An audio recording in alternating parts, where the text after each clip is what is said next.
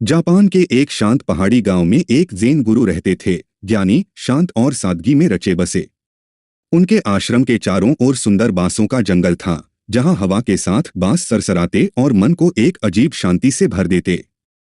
एक दिन एक प्रसिद्ध विद्वान, जो चीन और भारत में भी अध्ययन कर चुका था, गुरु के पास पहुंचा।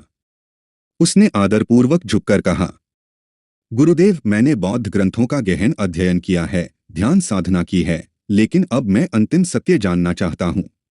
कृपया मुझे उपदेश दें। गुरु ने मुस्कराकर सिर हिलाया। पहले आओ, चाय पीते हैं। दोनों एक छोटे से कमरे में बैठ गए। गुरु ने ध्यानपूर्वक चाय बनानी शुरू की, जैसे कि वह हर काम ध्यान से करते हैं। गुरु ने कप में चाय डालना शुरू किया। कप भर गया, लेकिन चाय गिरती रही। चाय कप के बाहर छलकने लगी, चटाई पर टपकने लगी। विद्वान चौंक गया। गुरुदेव, चाय बह रही है। कप तो पहले ही भर चुका था। गुरु शांत स्वर में बोले, तुम भी इसी कप की तरह हो, ज्ञान, विचार, अहंकार से भरे हुए। जब तक तुम भीतर से खाली नहीं होगे, तब तक सच्चा ज्ञान कैसे समा पाएगा। विद्वान मौन हो गया। उसके भीतर कुछ पिघलने लगा। गुरु उसे बाहर ले गए, आश्रम के पीछे फैले बांसों की ओर। एक लंबे सीधे बांस की ओर इशारा करते हुए बोले, इस बांस को देखो, यह क्यों इतना उपयोगी है।